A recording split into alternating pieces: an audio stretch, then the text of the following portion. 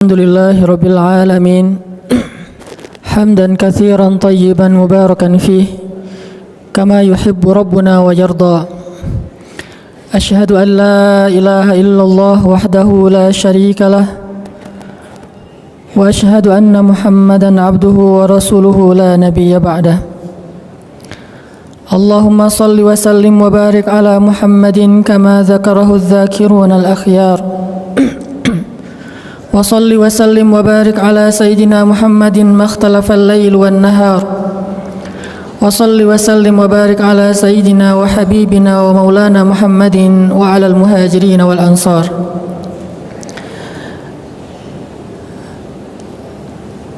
عباد الله، أوصيكم ونفسي بتقوى الله وتزودوا فإن خير الزاد التقوى. اتقوا الله حق تقاته ولا تموتن إلا وأنتم مسلمون واعلموا أن أكرمكم عند الله أتقاكم فاتقوا الله ما استطعتم. قال الله تعالى في القرآن الكريم: أعوذ بالله من الشيطان الرجيم. بسم الله الرحمن الرحيم. يا أيها الذين آمنوا لا يحل لكم أن ترثوا النساء كرها ولا تعضلوهن لتذهبوا ببعض ما آتيتموهن إلا أن يأتين بفاحشة مبينة وعاشروهن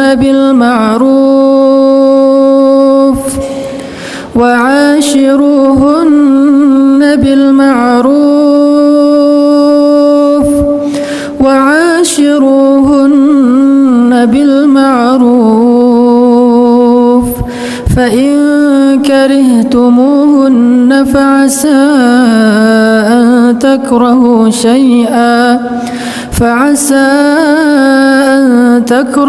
شيئا ويجعل الله فيه خيرا كثيرا. Sadaqallahul azim. Jemaah Jumat yang dirahmati Allah Subhanahu wa taala. Pada kesempatan Jumat ini, marilah kita merenungkan firman Allah Subhanahu wa taala di dalam surat An-Nisa ayat 19. Satu di antara sekian banyak ayat yang mengajarkan kita bagaimana meningkatkan ketakwaan kepada Allah Subhanahu wa taala. Pada kesempatan ini kita akan mengangkat sebuah tema yang penting sekali bagi kita semuanya. Terutama tema ini sangat tepat dibawakan dalam majelis sholat Jumat karena hampir seluruh yang hadir adalah laki-laki. Maka marilah kita renungkan bagaimana perintah Allah Subhanahu wa taala kepada laki-laki, kepada para suami agar mereka memuliakan istri-istri mereka. Karena sesungguhnya banyak dari laki-laki kaum muslimin, kita yang mengaku sebagai umat Nabi sallallahu alaihi wasallam, yang belajar tentang hadis-hadis Nabi sallallahu alaihi wasallam, tetapi banyak dari kita yang kadang lalai dan melupakan tentang bab kebaikan seorang suami kepada istrinya, padahal Rasulullah sallallahu alaihi wasallam adalah yang paling baik terhadap istrinya. Jamaah Jumat yang dirahmati Allah, sesungguhnya berbuat baik kepada istri itu adalah perintah Allah Subhanahu wa taala di dalam Al-Qur'an. Wa'ashiruhunna bil ma'ruf. Dan perintah ini bermakna wajib, yang artinya tidak boleh seorang suami tidak memperlakukan istrinya dengan baik. Wajib fardu ain bagi setiap suami itu untuk memperlakukan istrinya dengan baik dan memuliakannya. Wa'ashiruhunna bil ma'ruf. Perlakukanlah, bergaullah dengan istri kalian dengan cara yang baik. Ditambah lagi bahwa berbuat baik kepada istri itu juga termasuk di antara perintah dan anjuran dari Rasulullah sallallahu alaihi wasallam. khairukum khairukum li ahlikum wa ana khairukum li ahli. Dalam riwayat yang lain, khiyarukum khiyarukum li ahlikum wa ana khiyarukum li ahli. Sebaik-baik kalian wahai laki-laki adalah yang paling baik terhadap istrinya, dan saya adalah yang paling baik terhadap istri saya di antara kalian. Artinya, kebaikan seorang laki-laki itu tidak dilihat hanya di luar rumah. Bahkan kadang kebaikannya di luar rumah kepada tetangganya, kepada temannya, kepada sahabatnya, kepada partner bisnisnya, itu hanyalah kebaikan yang sifatnya basa-basi dan ria'an nas. Sedangkan kebaikan sejati itu terlihat di dalam rumahnya. Bagaimana dia memperlakukan orang yang berada di dalam atap rumahnya, istrinya, anaknya, pembantunya, dan orang-orang yang menjadi tanggung jawabnya. Khairukum khairukum li ahlikum. Maka jangan dulu kita mentazkiyah diri kita, menyimpulkan bahwa diri kita sudah baik karena banyak membantu orang lain. Bagaimana pendapat istri kita tentang kita? Apakah ketika istri kita menjawab dengan jujur kepada orang lain tentang suaminya, dia akan mengatakan kita adalah sebaik-baik suami? Sebagaimana seorang sahabiat menikah dengan 3 orang laki-laki yang tiga-tiganya ahli surga. Dan sahabiat ini juga disebut sebagai ahli surga. Namanya Asma bintu Umais. Asma bintu Umais pernah menikah dengan Ja'far bin Abi Thalib, dan dia mengatakan Ja'far itu sebaik-baik suami. Setelah Ja'far syahid, dia menikah dengan Abu Bakar As-Siddiq, dan dia mengatakan Abu Bakar itu sebaik-baik suami. Setelah Abu Bakar wafat, dia menikah dengan Ali bin Abi Thalib, dan dia mengatakan Ali adalah sebaik-baik suami. Apa pendapat istri kita tentang kita? Itulah penilaian yang paling jujur dan paling objektif yang dikatakan oleh Nabi. Sebaik-baik kalian adalah yang paling baik terhadap istrinya, bukan yang paling baik terhadap orang lain. Lihat di dalam rumah tangganya terlebih dahulu. Dan Nabi SAW kemudian juga mengajarkan, aku adalah yang paling baik di antara kalian kepada istriku. Artinya, kalau kalian ingin menjadi orang yang baik kepada istri kalian, belajarlah dari Rasulullah SAW. Karena sesungguhnya Rasulullah la'ala khuluqin azim, berada dalam akhlak yang paling istimewa dan paling agung. Sehingga ketika Allah berfirman, wa'ashiruhunna bil ma'ruf, wahai para laki-laki, pergaulilah istri kalian dengan cara yang ma'ruf, dengan cara yang baik. Lalu kita bertanya, ya Rabb, bagaimana cara kami mempergauli istri kami dengan cara yang baik? Maka Nabi menjawab, contohlah kepadaku. Contohilah Rasulullah dalam memperlakukan istri beliau. Sesungguhnya beliau sebaik-baik teladan dan contoh bagi orang yang beriman. Ada beberapa kisah tentang bagaimana sabarnya Rasulullah terhadap istrinya. Karena dari semua kebaikan suami kepada istri, ada satu kata kunci yang mencakup semua kebaikan suami kepada istri adalah sabar. Menjadi suami yang dermawan butuh kesabaran. Menjadi suami yang penyayang butuh kesabaran. Menjadi suami yang mampu bersabar dalam mendidik atau baik dalam mendidik juga butuh kesabaran.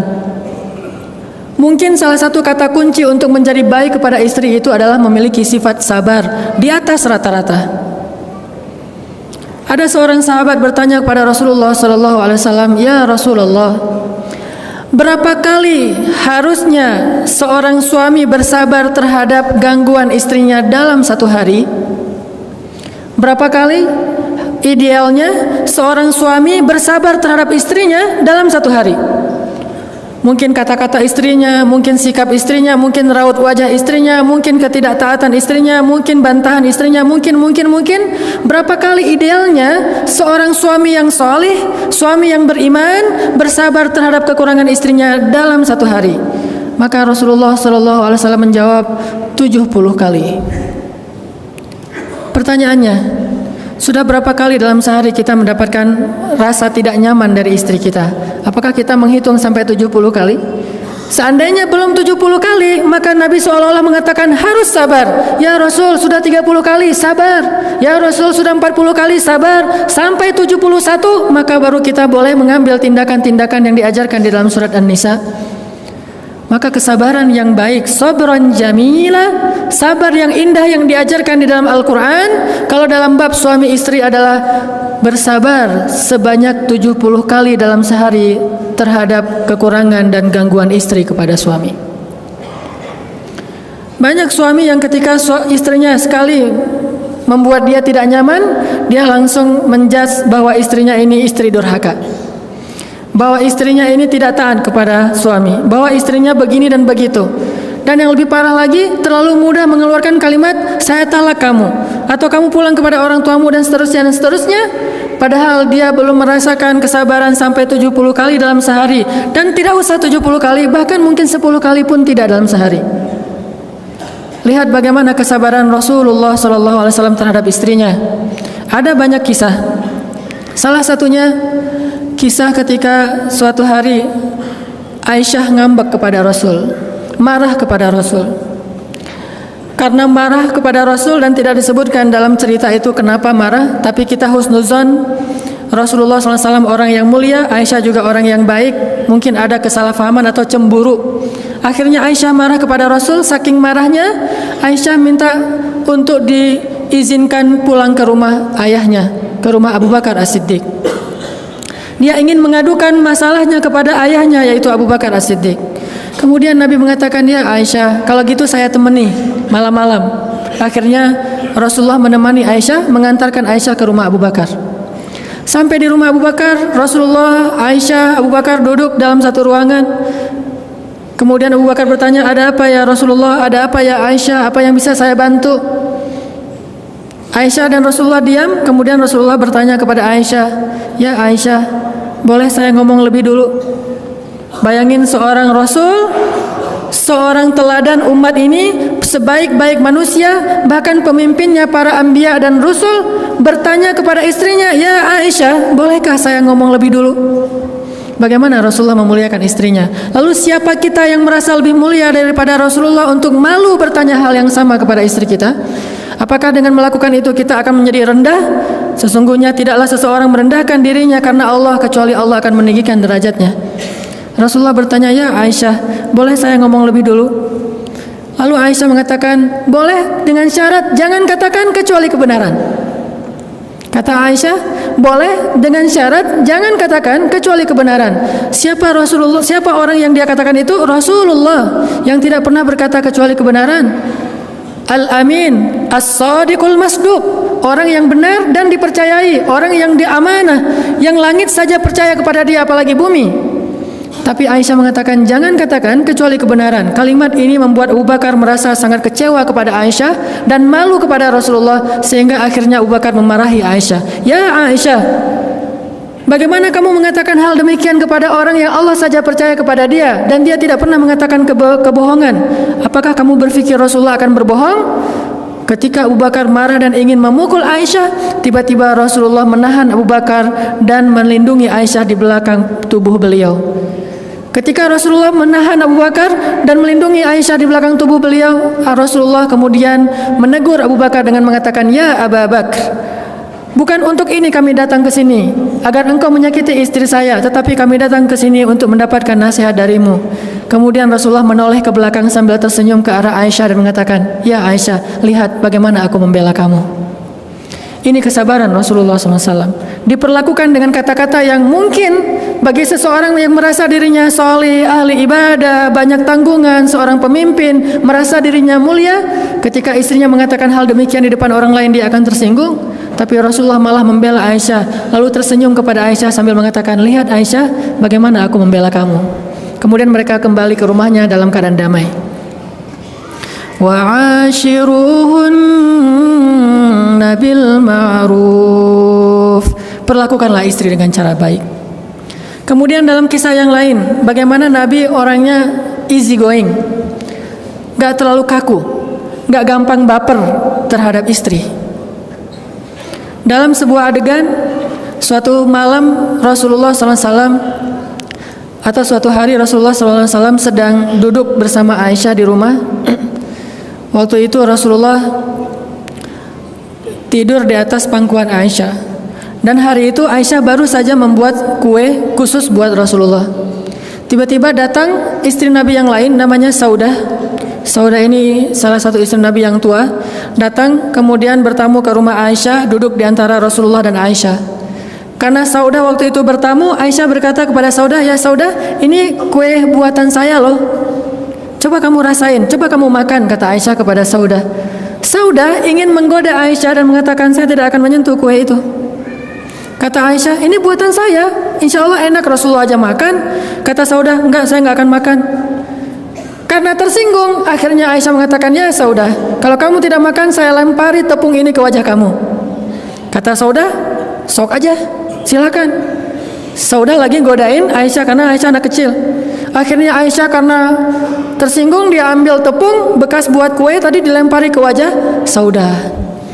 Tadi Rasulullah sedang dalam keadaan duduk dan tiba-tiba Rasulullah mengangkat kakinya dan meletakkan di atas paha Aisyah seolah-olah manja. Tapi sebetulnya Rasulullah menahan tubuh Aisyah dengan kakinya sehingga Aisyah tidak bisa bergerak. Lalu Rasulullah melirik ke arah Saudah dan memberi isyarat, balas wahai Saudah.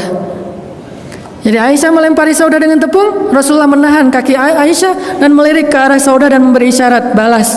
Lalu Saudah membalas dengan melemparkan tepung ke wajah Aisyah. Akhirnya mereka saling lempar-lemparan tepung. Rasulullah hanya tersenyum saja. Tiba-tiba terdengar suara salam dari seorang sahabat, Umar bin Khattab. Assalamualaikum. Langsung Saudah dan Aisyah lari masuk ke dalam kamar karena takut kepada Umar bin Khattab. Lalu Rasulullah membukakan pintu, Umar masuk. Tiba-tiba Rasulullah senyum-senyum. Umar bertanya, ya Rasulullah, kenapa engkau tersenyum, ada apa? Rasulullah mengatakan, lucu, kata Rasulullah. Ada apa ya Rasul? Itu istri-istri saya, barusan mereka lempar-lemparan tepung, tapi begitu datang kamu, mereka langsung lari ke dalam kamarnya karena takut kepadamu. Mendengar kata-kata ini, Umar tersinggung kepada istri Nabi dan kemudian berteriak, wahai istri-istri Nabi, kalian takut kepada saya tetapi tidak takut kepada Rasulullah? Lalu istri Nabi di dalam kamarnya menjawab, ya, karena engkau seorang yang ghalidhun syadid, orang yang kasar lagi keras, sedangkan Rasulullah itu orang yang halim, orang yang sangat menahan amarah dan lembut. Kemudian Umar pun tertawa dan selesailah urusan di antara mereka. Tidak terlalu diambil serius, tidak terlalu kaku, dan jangan melihat sejarah ini dari sudut pandang fikih. Kadang-kadang kita melihat sejarah dari sudut pandang fikih dan menjudge sejarah. Di antara contoh menjudge sejarah itu kita akan bertanya, lah itu kan tepung jadi mubazir. Bukankah kita tidak melihat adegan aslinya? Mungkin saja tepung itu masih bisa dikumpulkan lagi dan dipakai untuk membuat kue yang berikutnya. Jadi jangan menjudge sejarah karena kita tidak menyaksikan sejarah. Ambil saja hikmah dan mau'izahnya. Sesungguhnya Rasulullah bersabar, dan salah satu cara Rasulullah sabar, Rasulullah enggak gampang baper terhadap istrinya, baik kata-kata, sikap dan seterusnya, sehingga beliau tetap wa'ashiruhunna bil ma'ruf. Barakallahu li wa lakum.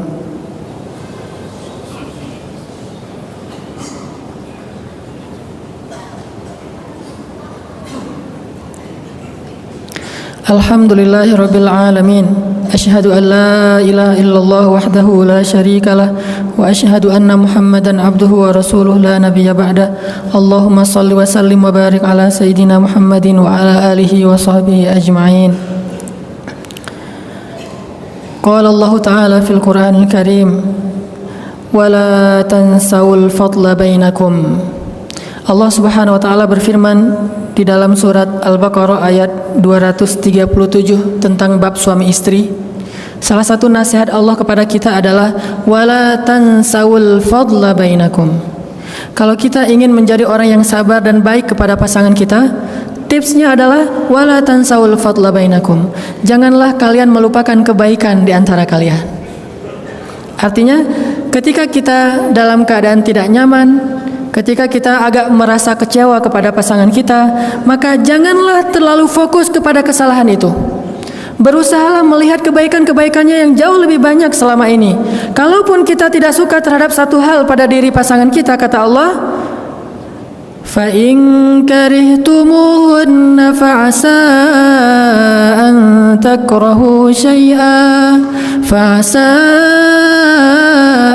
تَكْرَهُوا شَيْئًا وَيَجْعَلَ اللَّهُ فِيهِ خَيْرًا كَثِيرًا. Kalau kalian tidak suka terhadap istri kalian dalam satu hal, bisa jadi yang tidak kalian sukai itu Allah jadikan padanya kebaikan yang sangat banyak.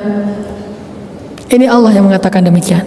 Mungkin kita tidak suka dalam satu hal dari istri kita karena tidak ada manusia yang sempurna. Fala tuzakku anfusakum. Jangan pernah menganggap ada manusia sempurna. Karena kadang kita berpikir, oh perempuan ini ada kesalahan di sini, saya akan cari perempuan lain yang lebih sempurna. Tidak ada perempuan yang sempurna kecuali 4 orang saja. Asia istri Fir'aun, Maryam anaknya Imran, Khadijah istri Rasulullah, dan Fatimah anaknya Rasulullah SAW. Selain 4 orang ini tidak ada yang sempurna, termasuk Aisyah. Walaupun Aisyah keistimewaannya adalah seperti garam dalam makanan, seperti bumbu dalam masakan, tetapi bukan perempuan sempurna. Begitu juga dengan pasangan kita, dia bukan perempuan sempurna. Karena kalau kita hanya melihat ketidaksempurnaannya, maka kita akan larut dalam kekecewaan dan akhirnya kita akan berputus asa dalam rumah tangga.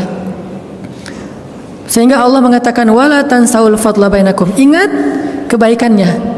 Ingat hal-hal yang menyenangkan dari dia. Ingat hal-hal yang luar biasa pada dirinya yang mungkin kamu tidak akan mendapatkan itu dari orang lain. Dengan demikian, insya Allah kita akan menjadi orang yang sabar. Dan terakhir, satu lagi tips, kalau kita punya masalah dengan pasangan kita, nasihati diri kita, jangan mencari nasihat untuk dia. Yang paling sering adalah kalau kita punya masalah dengan pasangan kita, kita akan googling, kita akan browsing, kita akan tanya kepada seorang ustadz nasihat untuk kita sampaikan kepada pasangan kita. Ini nggak fair. Harusnya kita googling nasihat untuk diri kita sendiri. Kita browsing nasihat untuk diri kita sendiri. Kita datang kepada seorang ustadz, ya ustadz, nasihati saya untuk menjadi suami yang baik, suami yang sabar. Bukan ya ustadz, tolong beri saya hadis-hadis tentang istri yang soleha.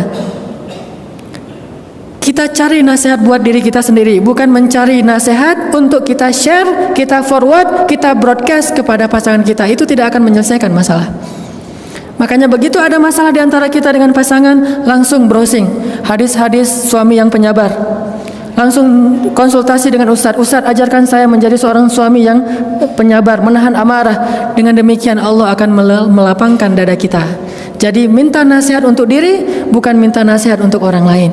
Mudah-mudahan ini akan memperbaiki hubungan kita dengan pasangan kita, karena itu salah satu di antara cikal bakal peradaban. Dengan mulai mengislah diri kita, kemudian mentakwin, membentuk usrah atau keluarga kita, maka insya Allah dari situ kita akan bisa membimbing masyarakat kita. Allahumma ighfir lana walil muslimin, Allahumma ighfir lana wali walidayna warhamhuma kama rabbayana shighara. Allahumma ansuril islam wal muslimin, Allahumma ansuril islam wal muslimin, Allahumma ansuril mujahidin, Allahumma ansuril muslimina fi Palestin, Allahumma ansuril muslimina fi Suriah, Allahumma ansuril muslimina fil Iraq, Allahumma ansuril muslimina fi Myanmar, Allahumma ansuril muslimina fi Turkiya, Allahumma ansuril muslimina fi Misr. Allahumma inna nas'aluka an tuharriral masjidal aqsal mubarak min aidil yahud, an tuharriral masjidal aqsal mubarak min aidil ghasibin. Allahumma ansuril mujahidin wa wahhid sufufahum wa saddid ramyahum washfi jarhahum warham amwatahum wa syuhada'ahum. Allahumma shfi sudural muslimin. Rabbana atina min ladunka rahmatan wa hayyi' lana min amrina rashada waj'al lana min kulli dhiqin makhraja wa min kulli hammin faraja wa min kulli usri yusra. Rabbana hab lana minas salihin, Rabbana hab lana min azwajina wa dhurriyyatina qurrata a'yun waj'alna lil muttaqina imama. Rabbana atina fid dunya hasanah wa fil akhirati hasanah wa qina adzaban nar. Aqulu qawli hadza wa astaghfir